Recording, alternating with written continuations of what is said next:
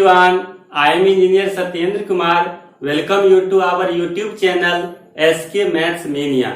तो last class में हम लोगों ने पढ़ा था ट्रिगोनोमेट्री के एक इम्पोर्टेंट टॉपिक के बारे में, और वो इम्पोर्टेंट टॉपिक था एंगल मेजरमेंट्स। ठीक है, और एंगल मेजरमेंट्स में बेसिकली हम लोगों ने पढ़ा था जो सिस्टम ऑफ यूनिट्स है एंगल मेजरमेंट का, उसमें एक सिस्टम से दूसरे सिस्टम में जब चेंज करते हैं तो कैसे चेंज किया जाता है, और एक सिस्टम में जो एंगल की यूनिट है और जो दूसरे सिस्टम में जो एंगल की यूनिट है, इस सब में इंटरनल रिलेशन क्या होता है ना। तो आज के क्लास में हम बेसिकली पढ़ेंगे ट्रिगोनोमेट्री के ही कुछ प्रॉब्लम्स और दूसरे टाइप का, और दूसरे टाइप में किस तरह के प्रॉब्लम का, तो रिलेटेड टू क्लॉक और रिलेटेड टू वॉच।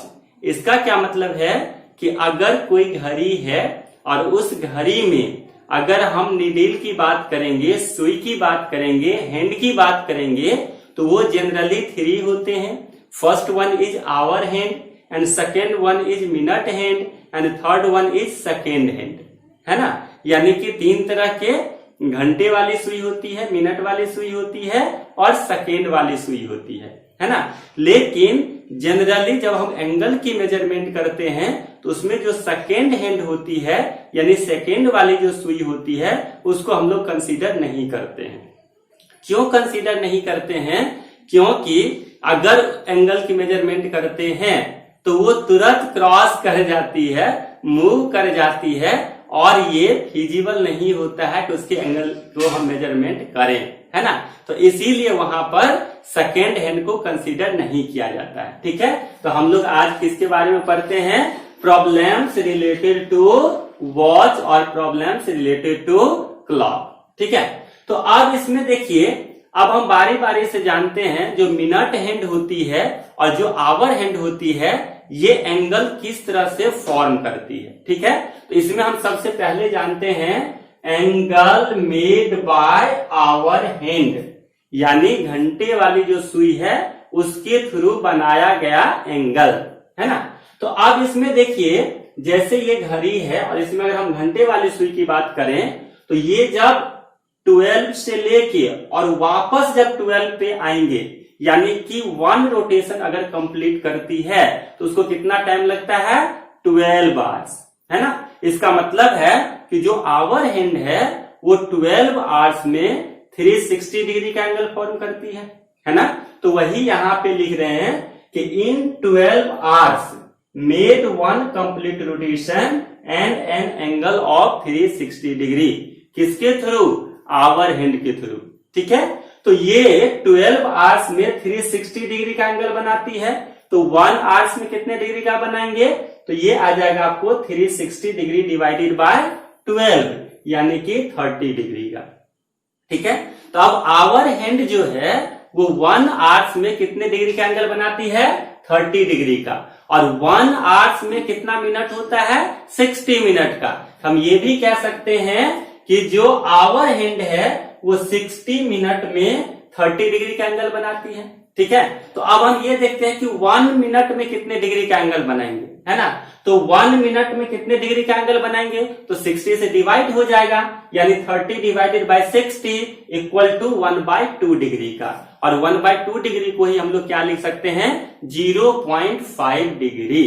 ठीक है, तो अब देखिए, इस तरह से जो आवर हैंड होती है वो 12 आवर्स में 360 डिग्री का एंगल बनाती है, और 1 आवर्स में 30 डिग्री का एंगल बनाती है, एंड 1 मिनट में 0.5 डिग्री और हाफ डिग्री, है ना, ये एंगल फॉर्म करती है। ठीक है, तो अब ये जो कॉन्सेप्ट है, ये जो वैल्यूज है, ये आप माइंड में रखिएगा क्वेश्चन को सॉल्व करने के लिए। ठीक है, क्योंकि अगर वहां पे फिर से वापस अगर इसको देख के अगर हम सॉल्व करते हैं तो टाइम आपका ज्यादा लग सकता है। ठीक है, तो अब आप ये ध्यान दीजिएगा कि जो हमारा आवर हैंड है वो 12 आवर्स में 360 डिग्री का एंगल फॉर्म करती है, 1 आवर्स में 30 डिग्री का एंगल फॉर्म करती है, और 1 मिनट में हाफ डिग्री का एंगल फॉर्म करती है। ठीक है, अब हम देखते हैं मिनट हैंड के बारे में। ठीक है, तो मिनट हैंड देखिए, जैसे ये मिनट हैंड है और यहां से अगर ये कंप्लीट 1 रोटेशन कर जाएंगे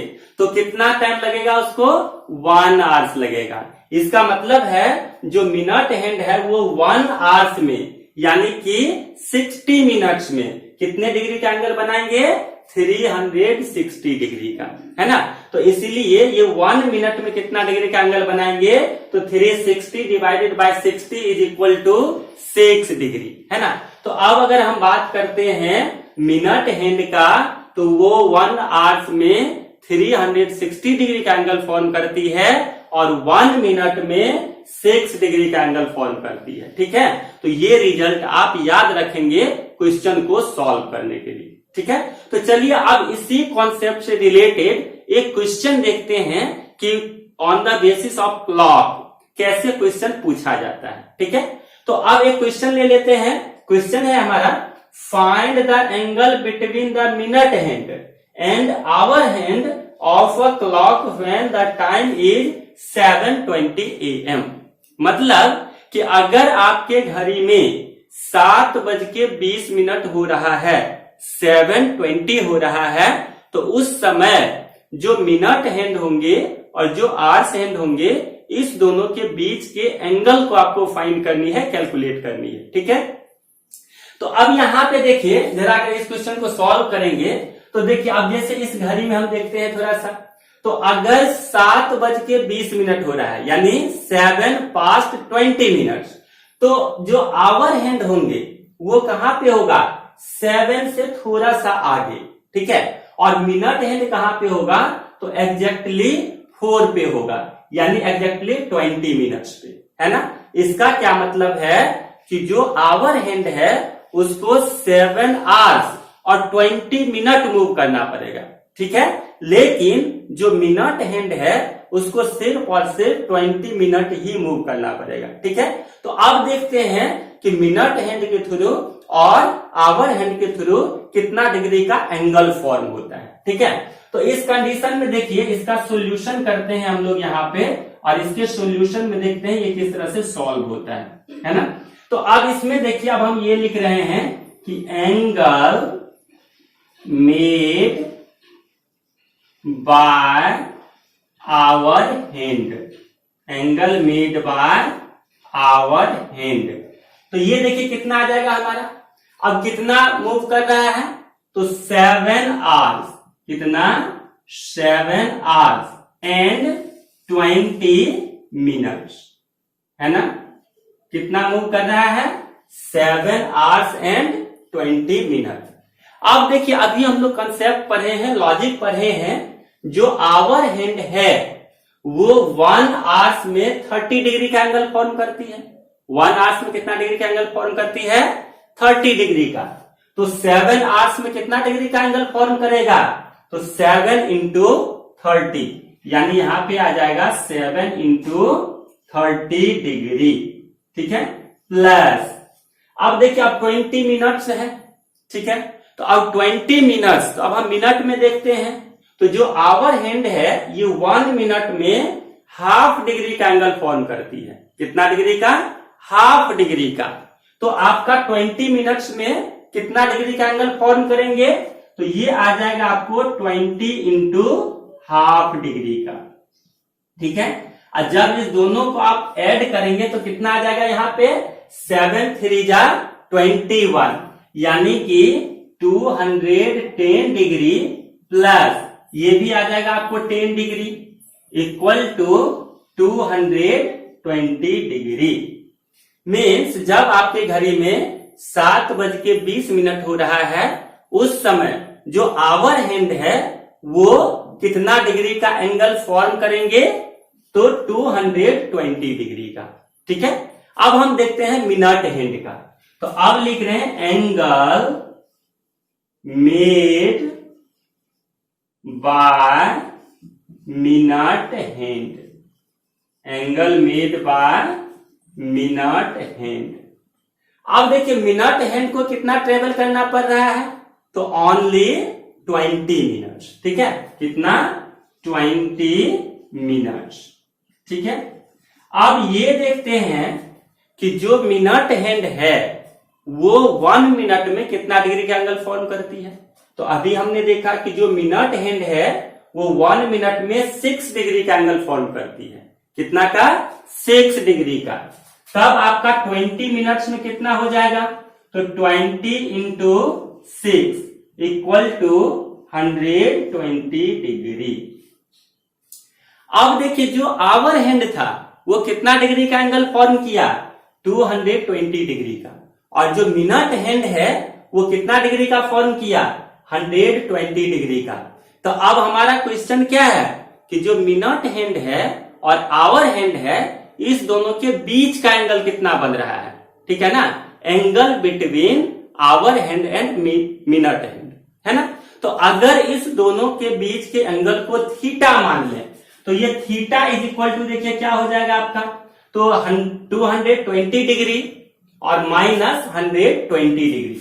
तो ये आपका आ जाएगा 220 degree minus 120 degree is equal to 100 degree. तो ये आपका आंसर हो गया। समझ आया?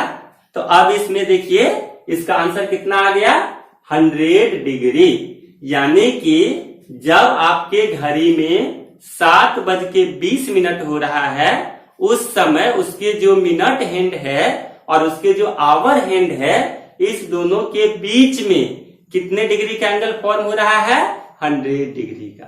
ठीक है, तो अब अगर इस पे बेस्ड इस तरह से कोई भी क्वेश्चन आएगा तो अब आप आसानी से सॉल्व कर सकते हैं। ठीक है, अब देखिए जो एंगल मेजरमेंट है उसमें एक पैटर्न और होती है जिसपे आपको क्वेश्चन पूछा जाता है। ठीक है, और वो पैटर्न क्या है? तो कभी कभी जैसे अर्थ है और मून है तो इस दोनों के बीच का डिस्टेंस दे देंगे और ये दे देंगे कि अगर कोई ऑब्जर्वर अर्थ पे है तो जो मून एंगल फॉर्म कर रही है उसके आई पे वो कुछ उसकी वैल्यूज दे देंगे, है ना। और ये पूछेंगे कि जो अर्थ है या मून है उसका डायामीटर क्या है। तो इस तरह से आपको क्वेश्चन आएगा। दूसरा पैटर्न एक और होता है, लेकिन ये दोनों समझिए सेम ही पैटर्न है बट लैंग्वेज चेंज है। उसमें कभी कभी आपसे क्वेश्चन पूछेंगे कि अगर आपके पास कोई क्वाइन है उसका डायमीटर आपको दिया हुआ है और उस क्वाइन को आप अपने आंख से कितना मीटर के डिस्टेंस पे रखेंगे ताकि आप सन या मून को आप हाइड कर सकते हैं। ठीक है, तो मान लीजिए आगे कभी कभी आप देखते हैं कि जब आप अपने आंख के ऊपर हाथ रखते हैं और आगे या तो किसी बल्ब को देखिए या तो मून को देखिए तो वो हाइड हो जाती है। तो वही है कि क्वाइन है उसका डायमीटर दिया हुआ है और आंख से कितना डिस्टेंस पे रखेंगे ताकि जो मून है वो कंप्लीटली हाइड हो जाएगा। तो इस सभी का पैटर्न एक ही जैसा होता है। तो आज इसी में हम एक एग्जांपल लेते हैं, एक क्वेश्चन लेते हैं और उसको देखते हैं कि उसको किस तरह से सॉल्व किया जाता है। ठीक है, तो चलिए अब यहाँ पे क्वेश्चन में हम लोग ले रहे हैं assuming the distance of the earth from the moon is 38,400 kilometre and the angle subtended by the moon at the eye of a person on the earth is 31 minute। ध्यान दीजिएगा यहाँ पे जो एंगल बन रही है वो 31 मिनट में। ठीक है, find the diameter of the moon. यहाँ पे क्वेश्चन देखिए, क्वेश्चन क्या कह रहा है कि मान लीजिए, एज्यूम कर लीजिए जो अर्थ से और मून का डिस्टेंस है वो है आपका 38,400 किलोमीटर। ठीक है, और जो मून है वो एक ऑब्जर्वर के आई पे 31 डिग्री का एंगल बनाती है और वो ऑब्जर्वर अर्थ पर है ना। तब आपसे पूछ रहा है कि जो मून है उसका डायमीटर क्या होगा। ठीक है, तो देखिए इस तरह के क्वेश्चन में एक हम लॉजिक यूज करते हैं, एक कॉन्सेप्ट यूज करते हैं और वो कॉन्सेप्ट देखिए बेसिकली क्या होता है जो हम लोग 10th में भी पढ़ चुके हैं, है ना। और वो कॉन्सेप्ट बेसिकली क्या होता है, theta is equal to L by R. ठीक है, theta is equal to L by R, जहां पे थीटा क्या होता है, किसी भी सर्कल के सेंटर पे जो एंगल फॉर्म होती है वो होता है थीटा और उस सर्कल का जो रेडियस है वो आर और जितना लेंथ ऑफ आर्क उसमें इन्वॉल्व होती है उसको हम लेते हैं एल। ठीक है, तो वहां पे क्या कॉन्सेप्ट हम लोग यूज करते हैं, theta is equal to L by R. ठीक है, ये कॉन्सेप्ट जो हम लोग 10th में भी पढ़ चुके हैं। और यदि इस तरह के फॉर्मूला का आपको प्रूफ करना है या प्रूफ जानना है तो आप कमेंट बॉक्स में कमेंट कीजिएगा, तो अगले वीडियो में हम उसको कवर अप कर देंगे, ठीक है। लेकिन अभी इस कॉन्सेप्ट को यहां पर यूज कर रहे हैं, ठीक है। तो अब देखिए, तो इस क्वेश्चन को यहां पे हम मान लिए हैं कि ये जो है हमारा ये मून है, ये क्या है, मून है, और अर्थ पर कोई भी ऑब्जर्वर है, ये इस पॉइंट पे उसका आई है, और उसके आई पे ये जो मून है ये 31 मिनट का एंगल फॉर्म करती है, ठीक है ना। कितना मिनट का, 31 मिनट का। तो ध्यान दीजिएगा, यहाँ पे जो हमको फाइंड आउट करना है वो फाइंड आउट करना है डायमीटर ऑफ द मून। तो यहाँ पे हम मान लेते हैं जब ये मून है तो ये जो ए बी है, तो ए बी उसका डायमीटर है, ठीक है। और यहाँ पर ऑब्जर्वर है और ये 31 मिनट का एंगल फॉर्म कर रही है, कहां पे, ऑब्जर्वर के आई पे, ठीक है। तो अब एक चीज बिल्कुल ध्यान दीजिएगा कि जो हमें निकालना है वो डायामीटर, यानी कि वो भी हमको डिस्टेंस निकालनी है लेंथ के फॉर्म में, है ना। और दूसरा जो दिया गया है वो भी मून और अर्थ के बीच का डिस्टेंस आपको दिया गया, तो दोनों डिस्टेंस और डिस्टेंस है। तो इस कंडीशन में जो एंगल आपको यहां पे दिया हुआ है, that angle must should be in the form of radian, मतलब वो रेडियन के फॉर्म में ही होना चाहिए। अगर रेडियन के फॉर्म में नहीं दिया हुआ है तो अब उसको पहले आप रेडियन में चेंज करिए, ठीक है। तो अब यहां पर ये जो 31 मिनट दिया हुआ है, तो 31 मिनट को पहले हम डिग्री में चेंज कर लेते हैं, डिग्री सिस्टम में। तो उसमें हमने क्या पढ़ा था डिग्री सिस्टम में कि जो 1 राइट एंगल होता है, 1 right angle is equal to 90 degree और 1 degree is equal to 60 minute, है ना। तो यहाँ पे कितना दिया हुआ है, 31 मिनट। तो इसको डिग्री में अगर हम चेंज करेंगे तो क्या करेंगे, 60 से डिवाइड कर देंगे, तो यहाँ पे आ जाएगा 31 डिवाइडेड बाय 60 डिग्री, ठीक है। अब डिग्री में चेंज हो गया, अब उसको रेडियन में चेंज कर देते हैं। तो जब डिग्री को रेडियन में चेंज करना होता है तो लास्ट क्लास में हमने पढ़ा था उसको पाई बाय 180 से मल्टीप्लाई कर देते हैं, तो ये आ जाएगा 31 divided by 60 into pi by 180 radian. तो ये आ गया हमारा थीटा का वैल्यू, ठीक है।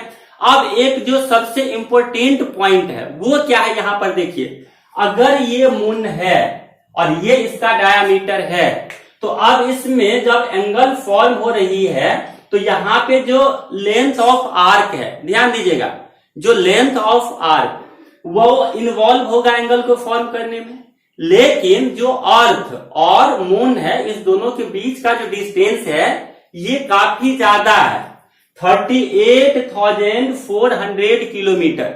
ये डिस्टेंस बहुत ज्यादा है। तो जब अगर हम अर्थ से मून को देखेंगे तो उसका जो सरफेस होगा, सरफेस, तो वो हमको सिर्फ फ्रंट वाला सरफेस दिखेगा, है ना। और जो फ्रंट वाला जो सरफेस दिखेगा वो, और उसका जो डायमीटर दिखेगा, इसका जो लेंथ होगा ये अप्रोक्सीमेटली हमको सेम लगेगा, है ना। तो इसलिए वो फील होगा कि जो लेंथ ऑफ आर्क होगा और दूसरा जो डायमीटर ऑफ द मून होंगे ये दोनों बराबर होगा, ठीक है। और डिस्टेंस ज्यादा है इसलिए हम इसी को कंसीडर भी करेंगे।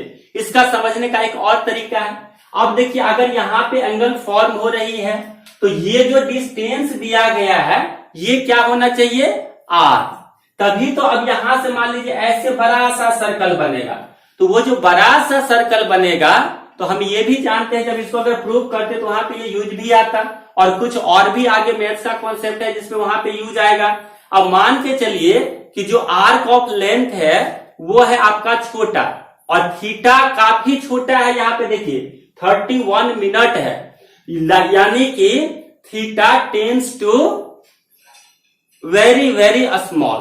तो अगर ये वेरी वेरी स्मॉल है तो उस कंडीशन में जो परपेंडिकुलर डिस्टेंस होंगे और जो आपका आर्क ऑफ लेंथ होगा ये अप्रोक्सीमेटली इक्वल हो जाता है। तो इसीलिए यहां पे हो जाएंगे जो इसका आर्क ऑफ लेंथ और इसका जो डायमीटर है ये दोनों इक्वल हो जाएगा।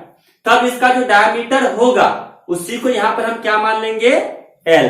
तो अब यहां पे देखिए, जैसे यहां पे लेते हैं theta is equal to L by R, तो इसके लिए देखिए हमारे पास इंफॉर्मेशन क्या आ गया, जो L है यही आ जाएगा यहाँ पर AB, और AB क्या है आपका डायामीटर ऑफ मून। ठीक है, AB क्या है डायामीटर ऑफ मून, और यहां से थीटा आपको आ गया है, और जो R की वैल्यूज है यही तो आपको यहाँ पे दिया हुआ है 38,400 किलोमीटर। तो इसका मतलब हमें क्या फाइंड आउट करना है, L फाइंड आउट करना है। तो यहां से देखिए अगर इसको बाय क्रॉस मल्टीप्लीकेशन करेंगे तो L इज इक्वल टू हो जाएगा थीटा इंटू R। ठीक है, तो यहां से L इज इक्वल टू क्या हो जाएगा थीटा इंटू R, और ये जो L is equal to AB है तो AB ही तो हमें फाइंड आउट करना है ना। तो अब यहां से देखिए जो L है इक्वल टू अगर फाइंड आउट करेंगे तो क्या हो जाएगा, अब थीटा का वैल्यू आपको क्या दिया हुआ है, तो 31 divided by 60 into pi divided by 180 radian है ना, और इंटू अब यहाँ पे क्या आ जाएगा आपका R, और R कितना दिया हुआ है 38,400। ठीक है, और ये किलोमीटर में है और ये आपका रेडियन में आ गया, इसका मतलब इसका जो आंसर होगा ये भी आपका हो जाएगा किसमें किलोमीटर में। ठीक है, तो अब यहाँ पे देखिए ये जीरो और यहां से ये 2 जीरो कैंसिल आउट हो गया। ठीक है, अब आप अगर इसको डिवाइड कर देंगे इधर तब आप और इसको सॉल्व कर सकते हैं। ठीक है, अब देखिए इक्वल टू अब यहाँ पे ये आ जाएगा आपको 31, और देखिए अब यहां से अगर इसको डिवाइड करेंगे तो ये आपको कितना आ जाएगा 192, और ये यहां से आ जाएगा आपको 9। ठीक है, अब यहां से 6 से अगर इसको डिवाइड करेंगे तो 6 से डिवाइड हो जाएगा ये, तो ये आ जाएगा 6 3 जा 18 और 6 2 जा, तो ये कैंसिल आउट हो गया। तो अब देखिए ऊपर में क्या बच गया 31, और इनटू यहां से बच गया आपका 32, और डिवाइडेड बाय नीचे में आपको ये बच रहा है 9, और ऊपर में बच रहा है आपको पाई। तो पाई का वैल्यू यहाँ पे ले लीजिए 22/7, यहाँ पे ले लेते हैं 22 और डिवाइडेड बाय 7 आ जाएगा आपको नीचे। ठीक है, तो जब आप इसको कैलकुलेट करेंगे तो ये आपको यहाँ पे आ जाएगा, इसको सॉल्व कर लीजिएगा तो ये नीचे में कितना आ जाएगा 63 है ना, और इसको आपस में आप मल्टीप्लाई कर लीजिएगा, तो मल्टीप्लाई करने के बाद ये आपका आ जाएगा 3464 होल 8/63 किलोमीटर।